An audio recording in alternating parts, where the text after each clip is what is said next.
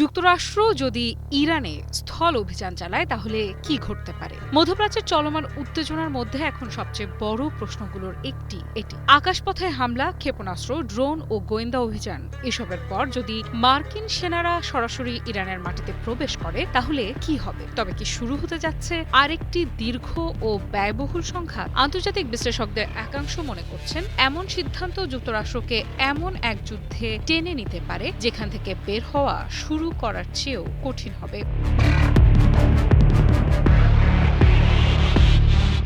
কয়েক মাস ধরে চলা সংঘাতের পরও ওয়াশিংটন তার ঘোষিত কয়েকটি গুরুত্বপূর্ণ লক্ষ্য পুরোপুরি অর্জন করতে পারেনি বলে বিভিন্ন বিশ্লেষণে দাবি করা হচ্ছে। এর মধ্যে ইরানের পারমাণবিক কর্মসূচিকে সম্পূর্ণ অকার্যকর করা, ক্ষেপণাস্ত্র ও ড্রোন সক্ষমতা উল্লেখযোগ্যভাবে কমিয়ে আনা এবং তেহরানের উপর কাঙ্ক্ষিত রাজনৈতিক চাপ সৃষ্টি করা। এই প্রেক্ষাপটে যুক্তরাষ্ট্রের নীতি নির্ধারণী মহলের একটি অংশ আরও কঠোর সামরিক পদক্ষেপের পক্ষে মত দিচ্ছে বলে আলোচনা রয়েছে।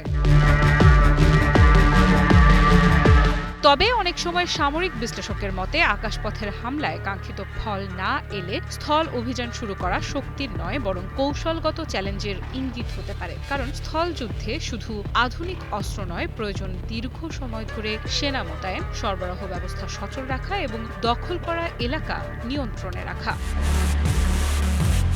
ইরানের ভূগোলও এক্ষেত্রে বড় একটি বিষয়। দেশটি বিশাল আয়তনের, যেখানে রয়েছে জাগ্রোস ও আলবোর্জ পর্বতমালা, মরুভূমি, ঘনবসতিপূর্ণ শহর এবং দীর্ঘ যোগাযোগ পথ। এমন ভূখণ্ডে অগ্রসর হওয়া যে কোনো বাহিনীর জন্যই কঠিন। যত সামনে অগ্রসর হবে সেনারা, তত দীর্ঘ হবে তাদের রসদ সরবরাহের পথ, আর সেই পথ রক্ষা করাও হয়ে উঠবে বড় চ্যালেঞ্জ।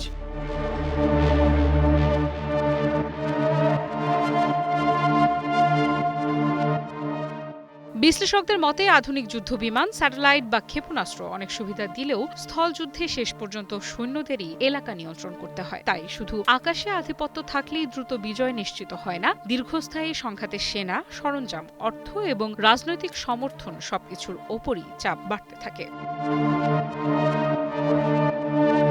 আরেকটি গুরুত্বপূর্ণ বিষয় হলো জনসমর্থন। অনেক পর্যবেক্ষকের মতে বিদেশি সামরিক আগ্রাসন কোনো দেশের অভ্যন্তরীণ রাজনৈতিক বিভাজনকে সাময়িকভাবে কমিয়ে জাতীয় প্রতিরোধের মনোভাব জোরদার করতে পারে। ফলে বাইরের বাহিনীর জন্য পরিস্থিতি আরও জটিল হয়ে উঠতে পারে।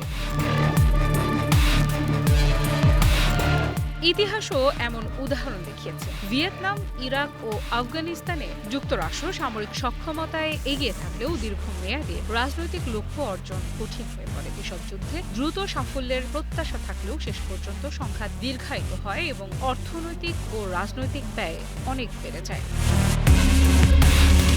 দেশ জুড়ে যে কোনো কেনাকাটায় 10,000 টাকার বেশি অফার, তাই পেমেন্ট মানেই বিকাশ। তবে উল্লেখ করা প্রয়োজন, ইরানের পরিস্থিতি ভিয়েতনাম, ইরাক বা আফগানিস্তানের সঙ্গে পুরোপুরি এক নয়। প্রতিটি সংঘাতের নিজস্ব রাজনৈতিক, ভৌগোলিক ও সামরিক বাস্তবতা রয়েছে। তাই অতীতের অভিজ্ঞতা থেকে শিক্ষা নেওয়া গেলেও ভবিষ্যৎ একইভাবে ঘটবে এমন নিশ্চয়তা নেই। আফরিদা ইফরাত, নিউজ 24।